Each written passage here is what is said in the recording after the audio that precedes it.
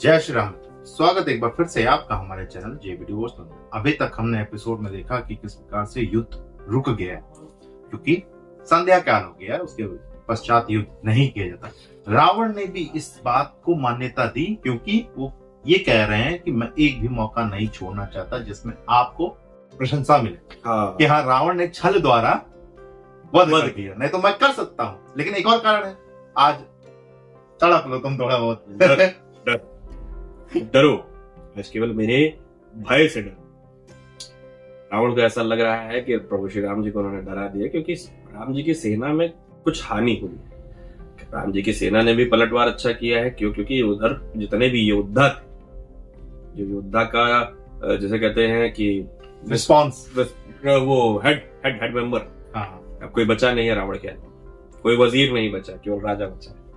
जो उनके बलवान असुर थे साथ। उन दोनों छोटा नेता, छोटे नेता, छोटे, कोई छोटा नेता बचा। कैंडिडेट्स, सारे कैंडिडेट्स खत्म हो गए। इधर क्या है, इधर अब जो हमारे वानर सेना है उसको क्षति बहुत ज्यादा। इसीलिए थोड़ा सा प्रभु श्री राम जी, और सबसे बड़ी चीज ये है कि प्रभु श्री राम जी के बाणों का असर भी रावण पर नहीं हो पा रहा, इसलिए वो ज्यादा चिंता में है। प्रभु श्री राम जी की चिंता को दूर करने के लिए माता सीता जी एक पत्र तत्काल रूप से, तत्काल प्रभाव से भिजवाया। अर्जेंट बेसिस पे स्पीड पोस्ट, ब्लू डार्ट पहुंच गई माता जी। अच्छा, उन्होंने जैसे वो पत्र दिया उसमें शक्ति मंत्र लिखा हुआ, या आदि सर्वभूतेषु शक्ति रूपेण संस्थिता नमस्तस्यै नमस्तस्यै नमस्तस्यै नमः। खैर मैं इतना ही पढ़ पाया, माफी चाहिए। देखना यह है कि किस प्रकार से उस शक्ति का मंत्रोच्चारण प्रभु श्री राम अनुष्ठान करने जा रहे हैं, उसका रिस्पॉन्स क्या मिलता। दूसरी तरफ अभी सहस्त्र रावण की सारी चीजें बाकी है, लेयरिंग चढ़ रही है, इनकोडिंग हो रही है। देखते हैं आगे किस प्रकार से क्या प्रकरण सामने आते हैं। बिना विलंब के शुरू करते हैं एपिसोड 251 पार्ट 1। ये कैसे संभव है? मेरे शरीर पर एक भी घाव नहीं, सब अपने आप कैसे ठीक हो सकता है? ये कैसे संभव है? महाराज, ये तो तभी संभव है जब किसी ने देवताओं की भांति अमृत का पान किया हो। किंतु आपने तो कभी अमृत का पान नहीं किया, फिर आपके शरीर के ये घाव कैसे ठीक हुए?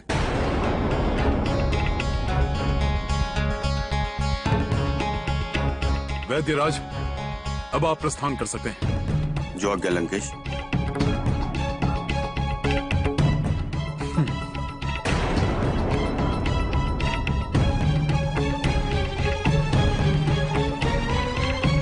आप शांत क्यों हैं? मुझे आज तक इस प्रकार अमरता का वरदान नहीं मिला। फिर मेरे शरीर के ये घाव ठीक होने का क्या कारण है? क्या यहां कुछ ऐसा है जो मुझे ज्ञात नहीं? आप शांत क्यों हैं? बोलिए। लंकेश, आपके इस प्रश्न का उत्तर आपकी पत्नी मंदोदरी के पास है। आप मंदोदरी से पूछ सकते हैं कि वो चंद्रलोक क्या करने गई थी। चंद्रलोक? तुम्हारी पत्नी चंद्रलोक जाकर अमृत कलश लाई और उसे तुम्हारी नाभि में स्थापित किया। तुम्हारे अमृत का कारण तुम्हारी पत्नी मंदोदरी ही है। अद्भुत! मेरी नाभि में अमृत और स्वयं मुझे ज्ञात नहीं। इसका तात्पर्य है कि मैं अमर हूं।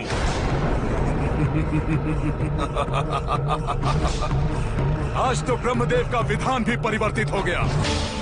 आज से लंकेश रावण सदा सदा के लिए अमर हो गया।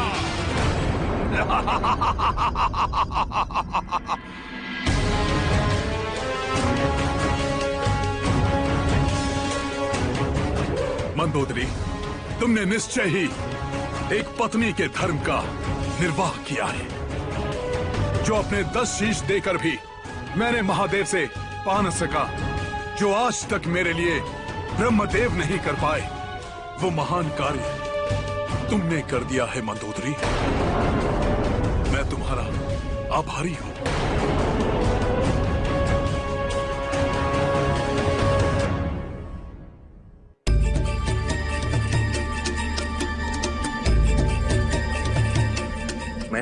संपूर्ण लंका में ढूंढा, किंतु मुझे कहीं भी कमल के पुष्प प्राप्त नहीं हुए।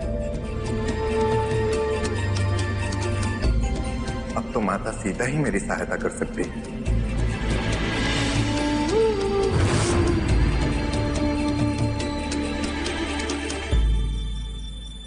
माता, प्रणाम माता। पवन पुत्र हनुमान, तुम यहाँ? सब कुशल तो है ना? हाँ माता, वैसे तो सब सकुशल है, किंतु आपसे एक सहायता चाहिए। निसंकोच कहो। प्रभु श्री राम ने शक्ति पूजा का अनुष्ठान करने का निश्चय किया। उसके लिए उन्हें 108 कमल के पुष्पों की आवश्यकता है, किंतु मुझे संपूर्ण लंका में एक भी इंदिवर प्राप्त नहीं हुआ। आओ मेरे साथ।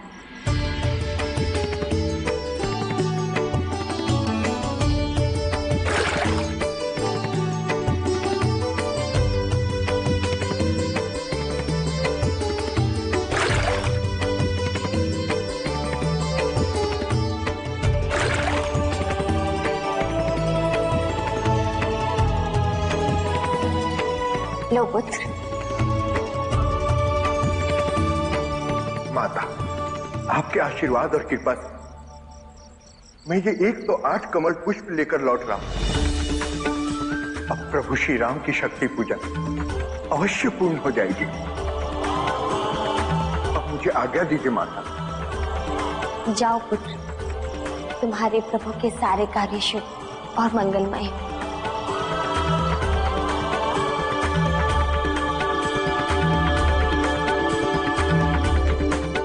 जय श्री राम। हाँ लंकेश, मैंने अपने सुहाग की रक्षा के लिए अमृत कलश आपके नाभि में स्थापना किया है, किसी अन्य उद्देश्य से नहीं। मंदोदरी, तुमने सर्वथा उचित किया है। अब देखो ना, तुम्हारे कारण मैं इस संसार में अमर हो गया हूं, जो अनश्वर है, जिसे कोई भी नहीं मार सकता है। नहीं लंकेश, अमृत कलश स्थापित करने के पश्चात भी तुम पूर्ण रूप से अमर नहीं हो।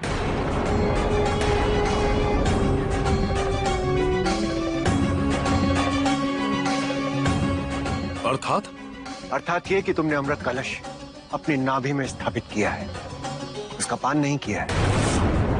यदि कोई इस रहस्य को जान ले और तुम्हारी नाभि में स्थित अमृत को खंडित करते हैं, तो तुम्हारी ये अमरता स्वतः ही समाप्त हो जाएगी। पिताश्री, ये तो तभी संभव है जब किसी को इसके बारे में ज्ञात होगा। आप और मंदोदरी के अतिरिक्त ये रहस्य किसी को भी ज्ञात नहीं है।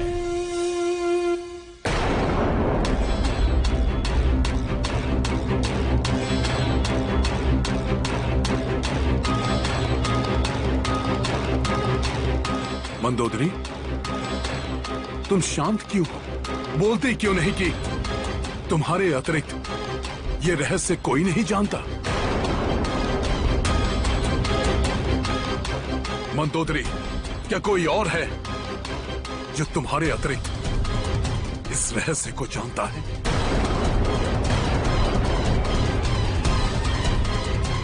बोलो मंदोदरी, चुप क्यों हो? बोलो। हाँ लंकेश, मेरे अतिरिक्त कोई और भी है जो इस रहस्य को जानता है। कौन है वो?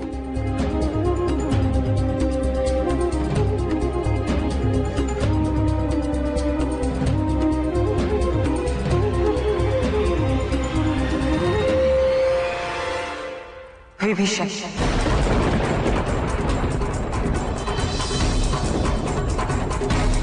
विभीषण ही है वो, जिसने आपकी नाभि में अमृत कलश की स्थापना की है। लंका भेदी विभीषण, उसे मरना ही होगा। लंकेश की अमरता के लिए विभीषण को मरना ही होगा। इससे पूर्व कि वो इस रहस्य को वनवासी राम को बताए। किंतु लंकेश, यह भी संभव है कि विभीषण ने यह रहस्य पहले ही श्री राम को बता दिया। यदि वनवासी राम को यह रहस्य ज्ञात होता तो वो पहला बाण मेरी नाभि पर ही चलाता। लंका भेदी विभीषण, अब तुम्हारा अंतिम समय आ गया है।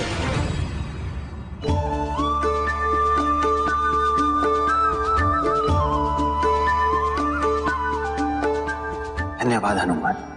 विलंब के लिए क्षमा प्रभु। मैंने संपूर्ण लंका में इंदिवर ढूंढा, किंतु मुझे कहीं भी इंदिवर प्राप्त नहीं हुआ। अंत में मैं माता सीता के पास गया, उन्होंने ही मुझे ये पुष्प दिए।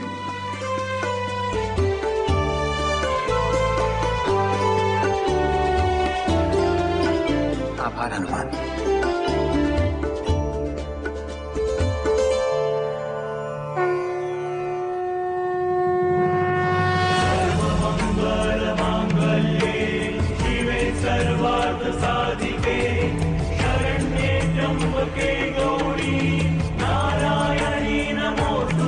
हे देवी शक्ति स्वरूपा, मैं आपकी आराधना करने का संकल्प लेता हूं। मेरी प्रार्थना और निवेदन स्वीकार करें।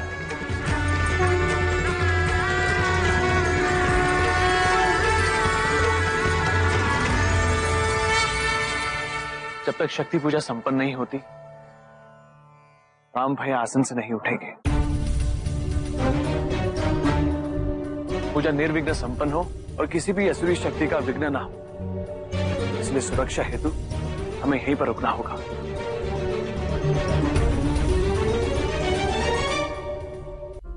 सब कुछ पा करके भी एक अजीब सा एहसास रखे हुए हैं। अमरत्व इस संसार की सबसे बड़ी चीज मानी जाती है। क्यों? क्योंकि आप का कभी क्षय नहीं हो सकता, अमर, आप शाश्वत हैं, आप वो है जो ब्रह्म है। इस तरीके की ऊर्जा लेकर के रावण को अभी संतोष नहीं मिल रहा है। क्यों? क्योंकि उनकी इस ऊर्जा का रहस्य उनके हिसाब से कुल भेदी, कुलद्रोही विभीषण को, और विभीषण किसी भी क्षण ये रहस्य जो है वो प्रभु श्री रामचंद्र जी को बता सकते, क्योंकि उनके जितने भी रिलेटिव्स थे, भाई थे, उनकी मृत्यु तो वैसे ही हुई है ना। अब राम जी से पहले उनका टारगेट होगा विभीषण, क्योंकि अगर विभीषण ये रहस्य बताने से पूर्व मार दिए तो राम जी को ये रहस्य पता नहीं चलेगा, और जब राम जी को ये रहस्य पता नहीं चलेगा तो रावण मर, उनको ऐसा कितने खुश हो गए थे जान के। अरे भाई कैसे हुआ, कैसे हुआ ये मैंने इतने वरदान मांगे, मुझे तो मिला नहीं। जो ब्रह्मा जी न कर पाए, जो शिव जी न कर पाए, वो मंदोदरी तुमने कर दिया। वाह! क्या किसको पता है? किसको किसको बताया? बताओ। उसके बाद जिस प्रकार से उन्होंने ये पूछा कि कोई और भी जानता है, तो एक पल के लिए सोचिए क्या किस्मत है, क्या फूटी किस्मत है कि अमर भी हुए और उसके बाद दो लोग को जिसने अमर किया। हाँ, अगर देखा जाए तो वो कलश तो ले आई, हाँ, स्थापित किया गुप्त रूप से कि रावण को न पता चले इसका रहस्य। किया किसने? विभीषण। आइडिया भी उन्हीं का था कि इनको ना पता चले कि ये अमर है, नहीं तो ये तहस नहस कर देंगे। तहस नहस कर देंगे। और उन्होंने ही बताया था कि किस तरीके से सुरक्षित रखा जा सकता है भैया। तो अब वो विपरीत पार्टी में। देखिए, एक चीज बहुत अच्छे से मुझे यहाँ समझ में आती है कि कर चाहे तुम जो, यदि विधाता ने मृत्यु लिख रखी है तो होएगी जरूर। अमृत रख लिया, वो क्या कहते हैं, दुनिया भर के अस्त्र शस्त्र रख लिए, तीनों लोगों के स्वाद, मरना तय। लूप होल, एक लूप होल छूट जाता है जीवन में और भगवान उसी का सहारा देते हैं। वो जो इनका वो लिखा है ना, कॉन्ट्रैक्ट लिखा, उसमें देखो बचा क्या है। जितने भी हमने सीरीजें देखी है उसमें यही होता है कि हाँ, राक्षसी जो प्रवृत्ति वाले होते हैं वो एक ही चीज नहीं मांगते हैं, उसी एक चीज से उनकी मृत्यु हो जाती है। भस्मासुर वाला कांड में भाई सबसे खतरनाक वही है।